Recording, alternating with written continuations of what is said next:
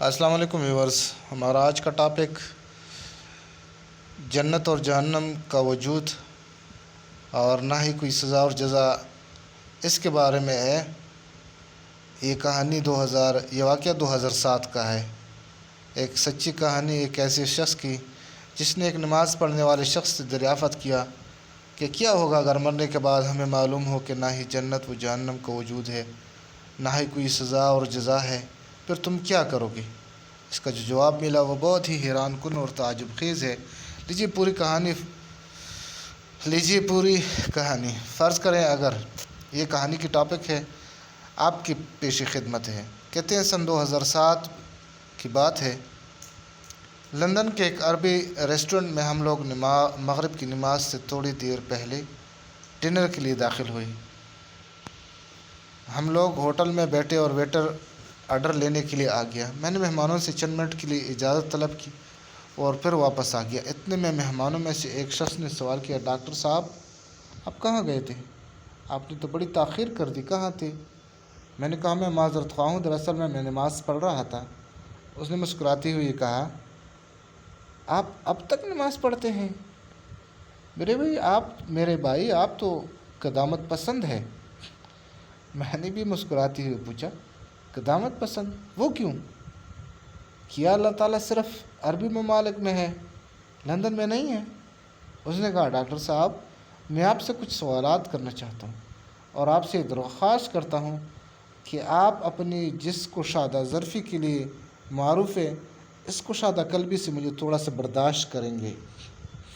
میں نے کہا جی مجھے تو بڑی خوشی ہوگی، لیکن میری ایک شرط ہے۔ اس نے کہا جی فرمائیے۔ میں نے کہا اپنے سوالات مکمل کر لینے کے بعد تمہیں ہار یا جیت کا اعتراف کرنا پڑے گا، ٹھیک ہے؟ اس نے کہا ٹھیک ہے، مجھے منظور ہے اور یہ رہا میرا وعدہ۔ میں نے کہا چلو بحث شروع کرتے ہیں، فرمائیے۔ اس نے کہا آپ کب سے نماز پڑھ رہے ہیں؟ میں نے کہا 7 سال کی عمر سے میں نے اس کو سیکھنا شروع کیا اور 9 سال کی عمر میں پختہ کر دیا، تب سے اب تک کبھی نماز نہیں چھوڑا اور آئندہ بھی انشاءاللہ نہیں چھوڑوں گا۔ اس نے کہا ٹھیک ہے، مرنے کے بعد اگر آپ کو یہ معلوم ہو کہ نہ جنت و جہنم کا وجود ہے، نہ ہی کوئی جزا و سزا ہے، پھر آپ کیا کرو گے؟ میں نے کہا تم سے کیے گئے عہد کے مطابق پوری کشادہ قلبی سے تمہارے سوالات کا آخر تک جواب دوں گا۔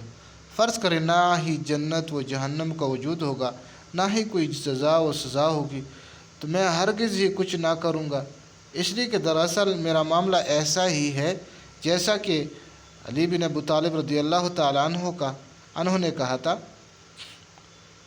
الہی میں نے تیرے عذاب کے خوف اور جنت کی آرزو میں تیری عبادت نہیں کی، بلکہ میں نے اس لیے تیری عبادت کی ہے کیونکہ تو عبادت کے لائق ہے۔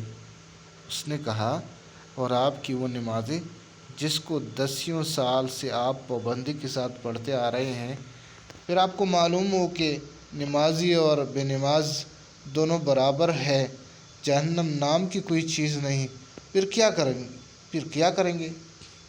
میں نے کہا مجھے اس پر بھی کچھ پچھتاوا نہیں ہوگا، کیونکہ ان نمازوں کو ادا کرنے میں مجھ سے صرف چند منٹ ہی لگتے ہیں، چنانچہ میں انہیں جسمانی ورزش سمجھوں گا۔ اس نے کہا اور روزہ، خصوصاً لندن میں کیوں؟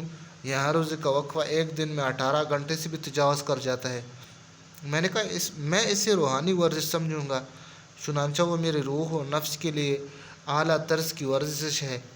اس طرح اس کے اندر صحت سے جڑے بہت سارے فوائد بھی ہیں، جس کا فائدہ میری زندگی ہی میں مجھے مل چکا ہے، اور کہیں بین الاقوامی غیر اسلامی اداروں کا بھی یہ ماننا ہے کہ کچھ وقفے تک کھانا پینا بند کرنا جسم کے لیے بہت مفید اور نفع بخش ہے۔ اس نے کہا آپ نے کبھی شراب پی ہے؟ میں نے کہا میں نے اس کو کبھی ہاتھ تک نہیں لگایا۔ اس نے تعجب سے کہا کبھی نہیں؟ میں نے کہا کبھی نہیں۔ اس نے کہا اس زندگی میں اپنے آپ کو شراب نوشی کی لذت اور اس کی خمار کی سرور سے محرومی کے بارے میں کیا کہیں گے؟ اگر آپ کے لیے وہی ظاہر ہوا جو میں نے فرض کیا ہے۔ میں نے کہا شراب کے اندر نفع سے زیادہ نقصان ہے۔ اور میں سمجھوں گا کہ میں نے اپنے آپ کو اس نقصان دہ چیز سے بچا لیا ہے اور اپنے نفس کو اس سے دور رکھا ہے۔ چنانچہ کتنے ہی لوگ ایسے ہیں جو شراب کی وجہ سے بیمار ہو گئے، اور کتنے ایسے ہیں جنہوں نے شراب کی وجہ سے اپنا گھر بار مال و اسباب سب تباہ و برباد کر لیا۔ اس طرح غیر اسلامی اداروں کی عالمی رپورٹ کو دیکھنے سے بھی یہ پتہ چلتا ہے کہ وہ بھی شراب کے اثرات اور اس کو لگاتار پینے کے انجام سے متنبہ کرتے ہیں۔ اس نے کہا حج عمرہ کا سفر، جب موت کے بعد آپ کو معلوم ہو کہ اس طرح کی کوئی چیز نہیں اور اللہ تعالیٰ ہی موجود ہے نہیں اور اللہ تعالیٰ ہی موجود نہیں ہے۔ میں نے کہا میں عہد کے مطابق چلوں گا اور پورے کشادہ ظرفی سے تمہارے سوالات کا جواب دوں گا۔ میں حج عمرہ کے سفر کو ایک خوبصورت تفریحی سفر سے تعبیر کروں گا جس کے اندر میں نے حد درجے کی فرحت و شادمانی محسوس کی اور اپنے روح کو علائشوں سے پاک و صاف کیا، جس طرح تم نے اپنے سفر کے لیے کیا ہے، تاکہ تم ایک اچھا وقت گزار سکو اور اپنے عمل کے بوجھ اور معمولاتی زندگی کی تکان کو دور کر کے اپنی روح کو تازگی فراہم کر سکو۔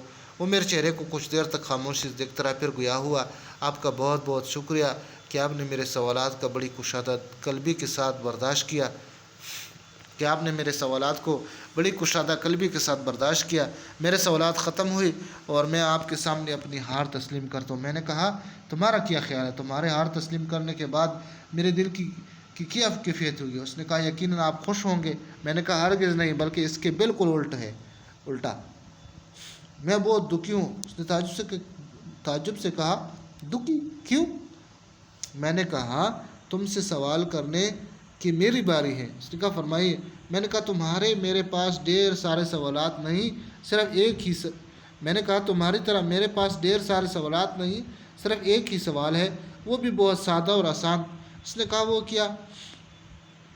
میں نے کہا میں نے تمہارے سامنے واضح کر دیا کہ تمہارے مفروضہ کے واقعہ ہونے کے بعد میں بھی کسی طرح کے گھاٹے میں نہیں ہوں، اور نہ ہی اس میں میرا کسی قسم کا نقصان ہے، لیکن میرا وہ ایک آسان سوال یہ ہے کہ تمہارا اس وقت کیا ہوگا اگر حالات تمہارے مفروضہ کے برعکس ظاہر ہوئے، یعنی موت کے بعد تمہیں معلوم ہو کہ اللہ تعالیٰ بھی موجود ہے، جنت و جہنم بھی ہے، سزا و جزا بھی ہے، اور قرآن کے اندر بیان کیے گئے سارے مشاہد و مناظر بھی ہے، پھر تم اس وقت کیا کرو گے؟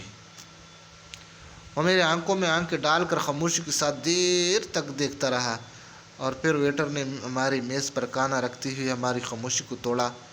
میں نے اس سے کہا مجھے ابھی جواب نہیں چاہیے، کھانا حاضر ہے، ہم کھانا کھائیں گے، اور جب تمہارا جواب تیار ہو جائے گا تو براہ مہربانی مجھے خبر کر دینا۔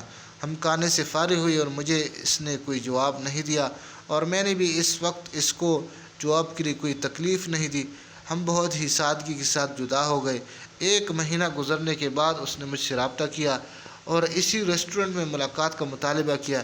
ریسٹورنٹ میں ہماری ملاقات ہوئی، ہم نے ایک دوسرے سے ہاتھ ملایا کہ اچانک اس نے میرے کندھے پر اپنا سر رکھ کر مجھے اپنے باہوں میں پکڑ کر رونے لگا۔ میں نے اپنا ہاتھ اس کے پیٹ پر رکھا اور پوچھا کیا بات ہے، تم کیوں رو رہے ہو؟ اس نے کہا میں یہاں آپ کا شکریہ ادا کرنے اور اپنے جواب سے آپ کو باخبر کرنے کے لیے آیا ہوں۔